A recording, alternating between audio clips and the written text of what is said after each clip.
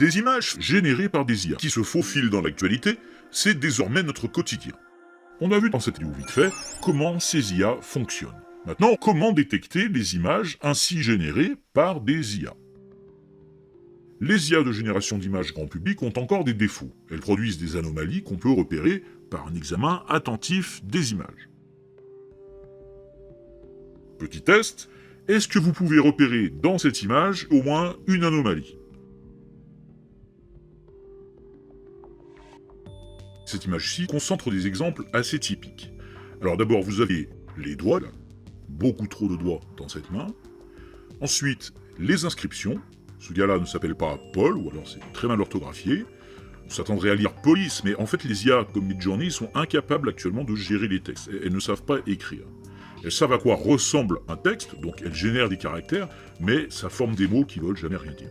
Sauf si on les retouche après coup.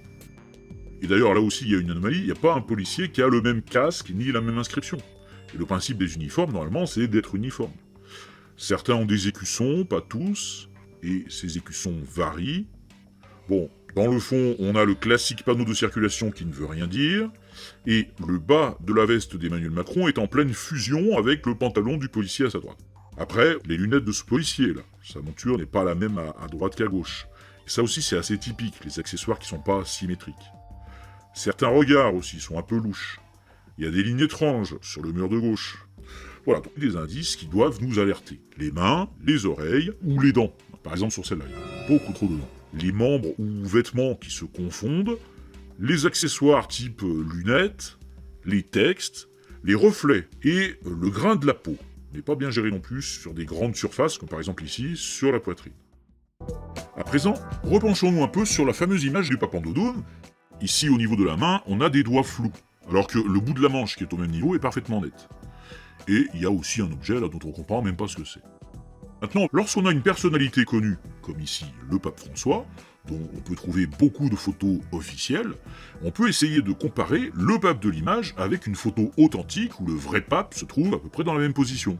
Par exemple, celle-ci, prise lors d'une visite officielle en Slovaquie en 2021, en plaçant les deux côte à côte dans les mêmes proportions au niveau de la tête, là on s'aperçoit, sans faire offense au pape, qu'avec sa corpulence au niveau de la taille, le vrai pape ne peut pas rentrer dans cette doudoune. Aussi d'ailleurs que le pape en doudoune a des bras beaucoup trop longs, et un dessin d'oreille qui n'est pas le même. Donc vous voyez, en se référant à une photo authentique, on peut déjà lever des doutes. Après évidemment, ça c'est pas toujours possible, parce que les photos qui circulent ne concernent pas que des gens connus. Et puis, on peut repérer à l'œil des anomalies, mais ça va durer qu'un temps, les IA vont s'améliorer là-dessus. Donc le meilleur moyen de vérifier, ça reste encore de chercher la source. On te donne pas les sources? Referme ta bourse. On peut faire une recherche par image, quel que soit le support sur lequel on est connecté. Si on est sur ordi, sur navigateur Chrome, on fait clic droit et rechercher l'image avec Google Lens, mais ça existe aussi sur Edge avec Bing.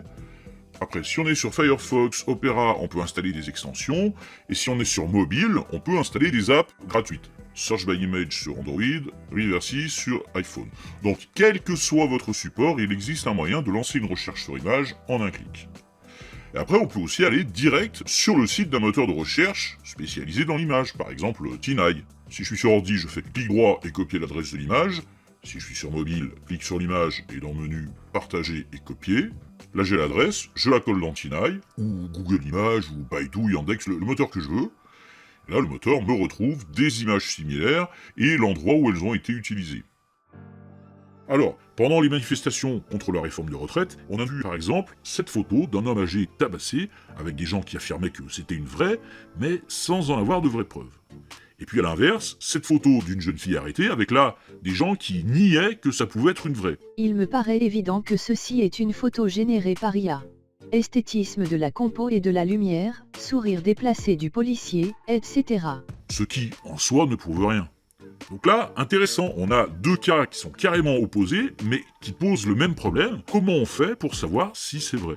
Alors, pour la photo du vieil homme, si on fait une recherche sur l'image, d'abord on découvre qu'elle a été recadrée par rapport à l'image d'origine, qui datait du 18 mars, dans laquelle il y avait plein d'indices en fait.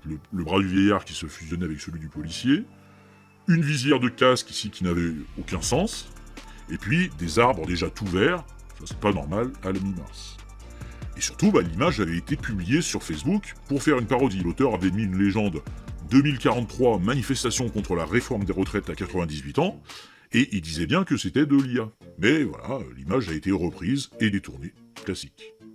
Quant à la photo de la jeune fille, en cherchant, on s'aperçoit que c'est une vraie. On peut la retrouver sur le compte Instagram du photographe parmi d'autres photos de manif du 28 mars.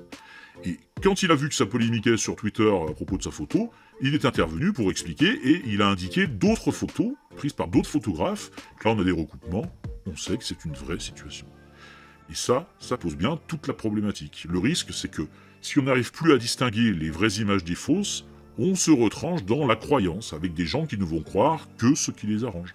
La dame, là, sur Twitter, refusait que la photo de la fille soit vraie, quitte à s'inventer des preuves pas objectives. Bref, restons sur les basiques, il faut rechercher la source d'une image.